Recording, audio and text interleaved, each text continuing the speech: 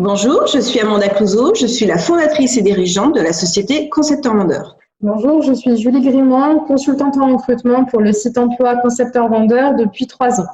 Donc, notre site emploi, c'est un site dédié au recrutement de profils métiers issus du secteur de l'habitat.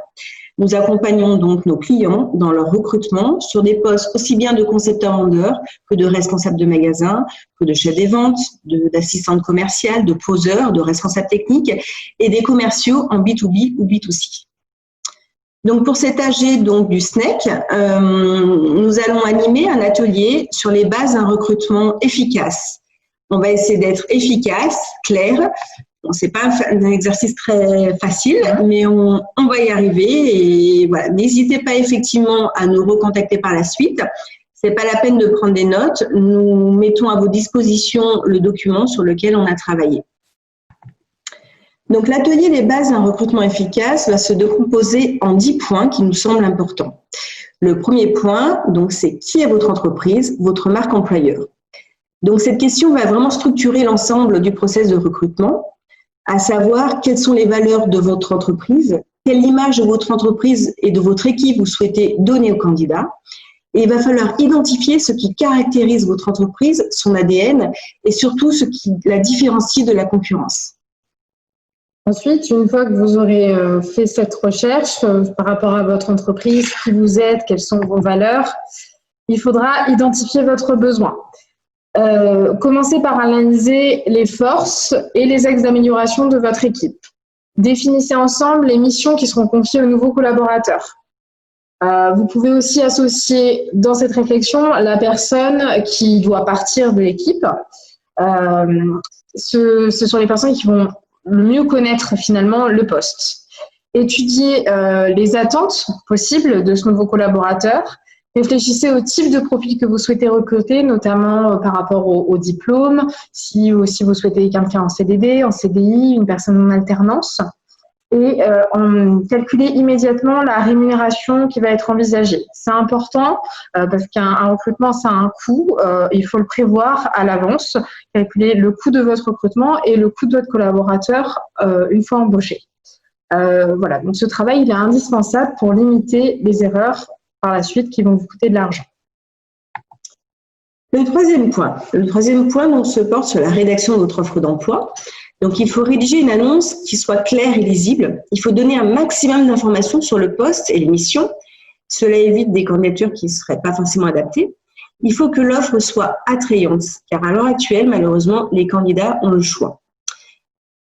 Un conseil aussi, vous mettre en valeur. Il faut présenter votre enseigne, son développement, la taille du magasin, la situation géographique, l'équipe en place, quitte à associer effectivement des photos, des vidéos pour rendre une offre d'emploi vraiment attractive. Il faut aussi employer un vocabulaire qui soit varié pour que votre annonce soit facilement identifiable, notamment au niveau des mots-clés par rapport à des recherches sur Internet. Il faut également faire attention, même très attention, aux critères qui peuvent être discriminants, à savoir le sexe, la religion, l'âge, la situation familiale et le handicap. Attention à ne pas mettre une annonce « cherche conceptrice vendeuse ». Ça peut être très, très dangereux. Ensuite vient le moment de la diffusion de votre offre d'emploi. Utilisez un maximum de supports pour attirer davantage de candidats de tout horizon. En moyenne, 3 supports minimum. De nombreux canaux de diffusion sont à votre disposition. Les coûts varient bien sûr en fonction des canaux. Vous avez Pôle emploi. Les candidatures sont intéressantes. Malheureusement, il se peut que ça ne soit pas toujours en adéquation avec le profil que vous recherchez exactement. Vous avez la possibilité d'afficher directement l'offre d'emploi au sein de votre magasin, sauf bien sûr quand c'est un recrutement anonyme. Dans ce cas, ça ne sera pas possible. Attention, cela dit, à l'image qui est donnée à la clientèle quand vous affichez au sein de votre magasin. Ou alors, si vous avez un site internet, n'hésitez pas à diffuser cette annonce sur votre site. Utilisez votre propre réseau professionnel. Je pense que là, c'est un point clé. Tous les réseaux sociaux professionnels tels que Viadeo ou LinkedIn peuvent servir à diffuser votre offre d'emploi. Le cabinet de recrutement peut être aussi utilisé. Ça a un coût, évidemment. Il faut prévoir un budget qui va aller de 2 500 minimum à 4 500 voilà, pour un vendeur. En moyenne, c'est 15 à 20% du salaire annuel brut du futur salarié. Et vous pouvez ensuite diffuser sur un job board généraliste, tel que Monster, Région de Job, Quel Job, Jobijoba, il y en a énormément. La problématique, c'est que l'annonce va être souvent très vite noyée. Les candidatures vont être multiples. Ça, il n'y a aucun problème, vous allez en recevoir, mais pas forcément en adéquation. Enfin, vous pouvez choisir un job board spécialisé comme le nôtre, concepteur-vendeur, où vous recevrez des candidats qui seront davantage ciblés. Et on va faire un suivi qui sera personnalisé en fonction de votre demande. Il y aura un accompagnement. Le 5e point, la sélection des candidatures. Donc, l'annonce a fonctionné, vous avez reçu des CV et maintenant, il faut faire le tri, mais comment? Donc, on vous conseille de concevoir une grille d'évaluation adaptée à vos besoins, à savoir quels critères sont essentiels pour vous, les expériences, les formations, les diplômes, et appliquer la règle de 3, à savoir, il faut démarrer votre tri en faisant 3 piles de CV. La première pile, ceux qui retiennent totalement votre attention. La deuxième, ceux qui ne correspondent absolument pas à vos attentes. Et la troisième, ceux pour lesquels votre choix n'est pas tout à fait arrêté. Si vous avez un doute, attardez-vous sur la lettre de motivation, qui est aussi un élément important. Établissez une shortlist et contactez très rapidement, j'insiste sur le très rapidement, les candidats pour un entretien téléphonique. Environ 15 minutes, pas plus, maximum. Et ensuite, j'insiste aussi, planifiez très rapidement un rendez-vous physique avec les candidats qui auront retenu votre attention. Un bon candidat, un bon commercial ne restera vraiment pas longtemps sur le marché du travail. S'il vous plaît, soyez réactifs. Elle a tout dit par rapport à ça, j'ai rien à rajouter.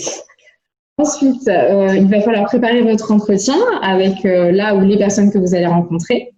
Donc, bien préparer votre entretien, c'est essentiel pour vous faire gagner du temps, de l'argent et améliorer l'image de votre entreprise pour la personne qui va venir se présenter.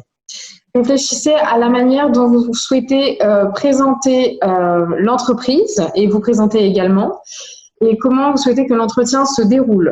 Est-ce que vous souhaitez que ça se fasse au sein du magasin? Est-ce que vous souhaitez que ça se fasse dans votre bureau? Est-ce que vous souhaitez qu'une personne de votre équipe soit présente avec vous? Réfléchissez à tout ça en amont. Préparez donc une grille d'entretien, comme l'a dit précédemment Amanda. Vous pouvez y mettre tous les points que vous jugez essentiels, la formation, les capacités relationnelles, l'adéquation avec la rémunération que vous avez envisagée auparavant, la projection dans le poste. Voilà, et il y a beaucoup d'autres points possibles. Préparez les éventuelles questions qui vont être importantes pour vous après la lecture du CV et ou de la lettre de motivation. Attention aussi ici aux questions discriminantes. On ne peut pas, par exemple, demander à une jeune fille « Est-ce que vous envisagez d'avoir des enfants ?» C'est un point discriminant. Voilà. Si vous avez d'autres questions par rapport à ça, vous pourrez revenir vers nous par la suite. Ensuite, le septième point, l'entretien.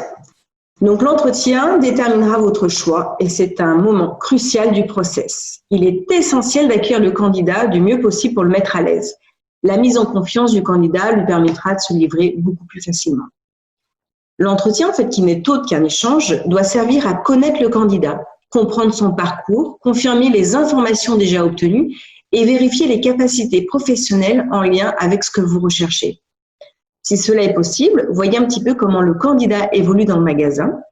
Cela vous permettra de cerner davantage sa personnalité, sa curiosité, son interaction avec l'équipe qui est en place.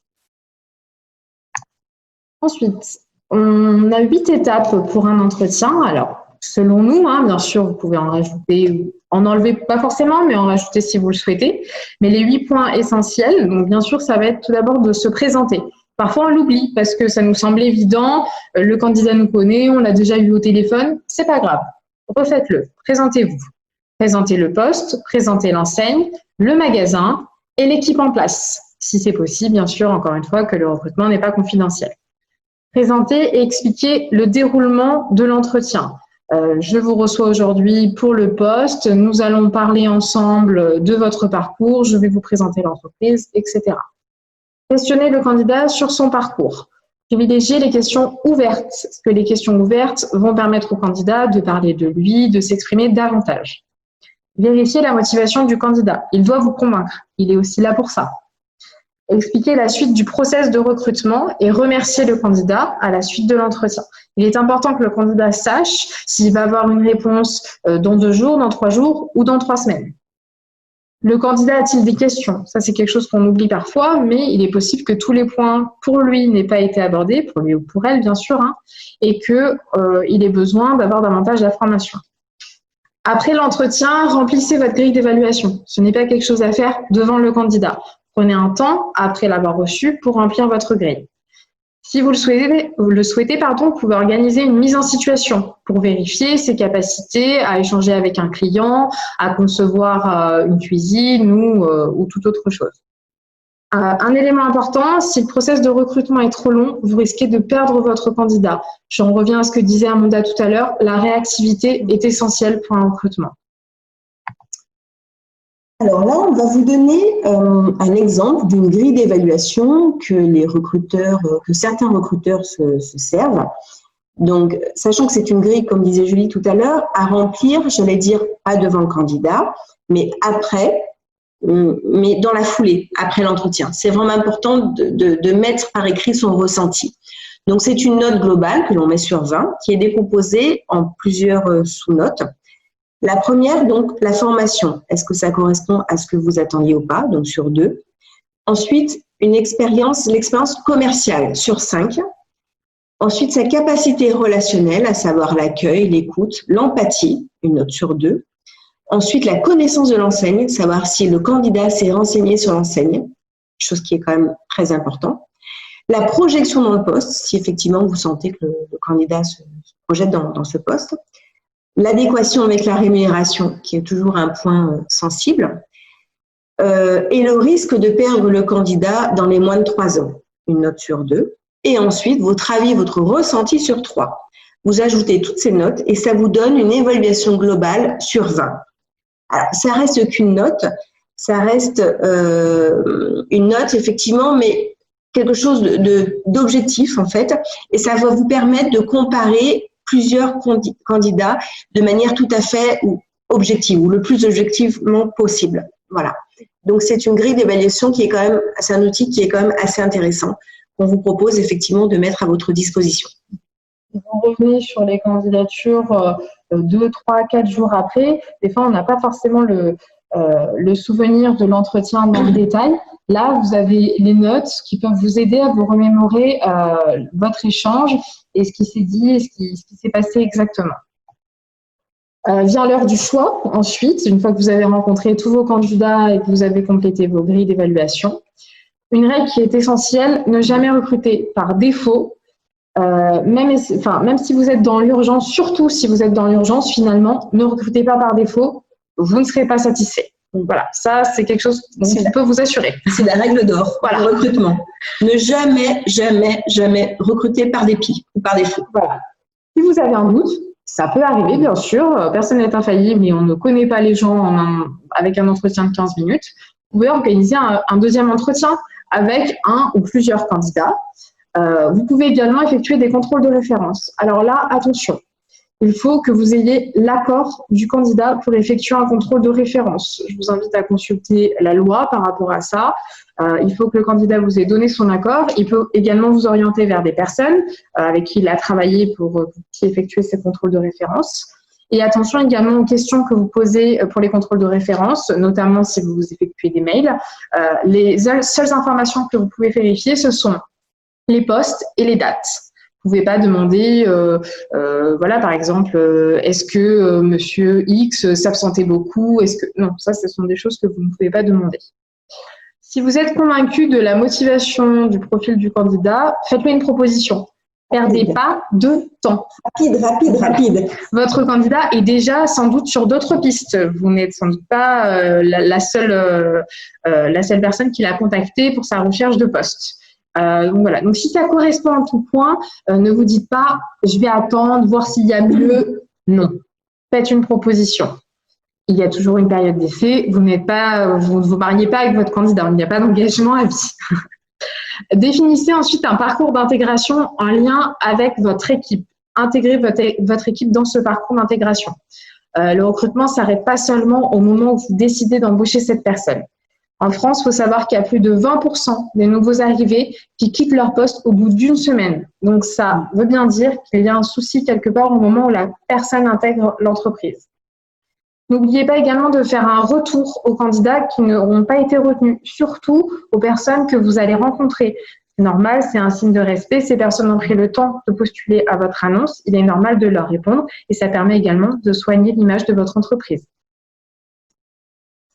Voilà, donc j'espère qu'on a été clair par rapport à effectivement toutes les bases d'un recrutement efficace. Pour nous, votre recrutement, c'est notre priorité. Le site emploi Concepteur Vendeur accompagne ses clients dans le recrutement de tous les profils donc issus du secteur de l'habitat depuis maintenant 8 ans. Notre force, c'est notre CVTech de près de 40 000 candidats inscrits sur le site. Plus de 400 enseignes nous font confiance depuis 8 ans. On a plus de 400 offres d'emploi qui sont réparties en France et à l'international sur le site. Toutes nos offres sont relayées sur plus de 70 sites partenaires, donc on balaye de manière très très large pour couvrir et pour aller chercher un maximum de candidats. Et en plus, donc vous avez une visibilité de vos offres d'emploi sur tous les réseaux sociaux avec plus de 50 000 abonnés qui nous suivent. Voilà, donc merci pour votre écoute. Merci à vous. Donc nous restons à votre disposition ainsi que le reste de l'équipe. N'hésitez pas à nous contacter pour toute question relative aux problématiques de recrutement. Et puis, à très bientôt. Merci. Bonne journée. Au revoir. Au revoir.